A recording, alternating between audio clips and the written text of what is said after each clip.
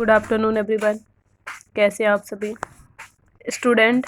आज हम chapter second के फर्स्ट पार्ट के बारे में पढ़ेंगे। ठीक है, कल मैंने बताया था कि ये तुलसीदास द्वारा रचित है और इसमें राम लक्ष्मण परशुराम संवाद की बात कही गई है। ठीक है, जब राम जी सीता जी के स्वयंवर में जाते हैं और वहाँ पर शिव धनुष तोड़ देते हैं, तो जो शिव धनुष है वो परशुराम जी का होता है और परशुराम जी क्रोधित अवस्था में वहाँ पर आते हैं। और जो राम जी और लक्ष्मण और परशुराम के बीच में जो संवाद होता है, यानी कि जो वार्तालाप होता है, उसी को यहाँ पर तुलसीदास जी ने हमारे समक्ष प्रस्तुत किया है। ठीक है, तो जैसे लिखा है, नाथ शंभु धनु भजनी हारा, कोहि केउ एक दास तुम्हारा, आये सुकाउ कही किन मोही, किन सुनि रिसाय बोले मुनि कोही, सेवक सो जो करे सेवकाई, अरि करि करु करि करई लराई, सुनई राम जेहू शिव धनु तोरा, सहस बाहु सम सो रिपु मोरा, सो बिलगाओ बिहाई समाजा, न ते मार जेहई सब राजा, सुनी मुनि वचन लखन मुसिकाने, बोले परसु धरे अवमाने, बहु धनुहि तोरी ललकारी, कबहु न आसी रिस किन्हि गोसाई, ये निधनु पर ममता केहु होत्यु हेतु, सुनि रिसाय कह भृग कुल केतु, रे नृप बालक काल बस बोलत तो ही न संभार, धुनहि सम त्रिपुरारि धनु विदित सकल संसार। ठीक है, तो जब परशुराम जी बहुत क्रोधित अवस्था में सभा में आ जाते हैं, तो परशुराम जी जो है रामचंद्र जी से कहते हैं कि हे नाथ,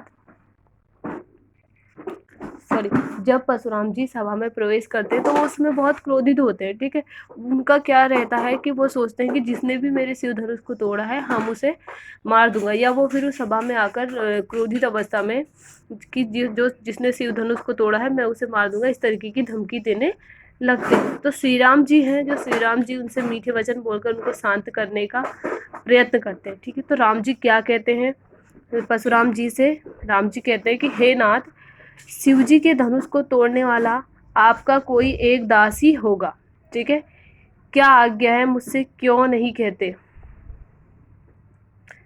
तो राम जी अपने मीठे स्वर में उनसे बोलते हैं कि हे नाथ, हो सकता है कि जिसने शिव धनुष तोड़ा हो वो आपका ही कोई सेवक हो या आपका ही कोई दास हो। ठीक है, तो जब ऐसी बात जब सुनते हैं परशुराम जी, तो वो और ज़्यादा क्रोधित हो जाते हैं। वो क्या कहते हैं कि सेवक वही होता है जो सेवा का काम करता है। ठीक है, वो क्या कहते हैं कि सेवक वही होता है जो सेवा का काम करता है, शत्रुता का काम नहीं करता, यानी कि वो लड़ाई मोल नहीं लेता। और जिसने भी यह धनुष तोड़ा है, अगर वो मेरा सेवक होता तो वो मुझसे लड़ाई मोल नहीं लेता। ठीक है, तो आगे वो कहते हैं कि वह राम समाज को छोड़कर अलग हो जाए, नहीं तो सभी राजा मारे जाएंगे। तो वो कहते हैं कि जिसने भी इस धनुष को तोड़ा है वह इस समाज को छोड़कर अलग हो जाए, नहीं तो यहाँ जितने उपस्थित राजा हैं मैं उन सभी को मार दूंगा। ठीक है, तो जब मुनि की जो ऐसे क्रोधपूर्ण वचन, जब क्रोधपूर्ण मतलब क्रोधावस्था में जब वो बोले थे परशुराम जी, तो ऐसी जब उनकी बातें सुनी तो लक्ष्मण जी जो थे वो बहुत मुस्कुराने लगे, यानी कि मंद मंद मुस्कुराए और हंसने लगे। और परशुराम जी के प्रति, परशुराम जी जो लक्ष्मण जी थे वो भी बहुत क्रोधित रहते थे, उन्हें भी एकदम गुस्सा आ जाता था, और ऐसे ही परशुराम जी भी बहुत क्रोध में हमेशा रहते थे। तो परशुराम जी के प्रति लक्ष्मण जी ने क्या करा, अपमानपूर्ण वचन कहने लगे। क्या कहने लगे कि हे गोसाई, लड़कपन में हमने ऐसी ऐसी बहुत बहुत धनुइयाँ तोड़ डाली। वो क्या कहते हैं कि जब हम लड़कपन, यानी कि जो बचपन का हमारा समय था, तो हमने उस समय पे बहुत से ऐसे धनुष तोड़ डाले हैं। तो कभी आपने अभी कभी क्रोध नहीं किया, लेकिन आज इस धनुष में ऐसा क्या है जो आपको इतना क्रोध आ रहा है? ठीक है, तो लक्ष्मण जी उनसे, परशुराम जी से कहते हैं कि जब हम बचपन में थे, यानी कि जब हम लड़कपन में थे, तो हमने ऐसे ही कितने ही धनुषों को तोड़ दिया, तो किसी ने हमें कभी क्रोध नहीं किया, ना आपने ना किसी ने भी। तो इसी धनुष में आपकी इतनी ममता का क्या कारण है? मतलब इतने धनुष जब हमने तोड़े तो आप कभी नहीं आए, लेकिन आज ये धनुष तोड़ने पर आप क्यों आए? आपकी इस धनुष पे इतनी ममता क्या है, क्यों है? ठीक है, तो जब ऐसी बातें लक्ष्मण जी की सुनी तो परशुराम जी और ज़्यादा क्रोधित हो गए। ठीक है, तो वो क्या बोले कि अरे राजपुत्र, काल के वश में होने के कारण तेरे मुंह में होशपूर्ण वचन नहीं निकल रहे। तो बोलते कि हे नृप बालक, नृप मीन्स होता है राजा।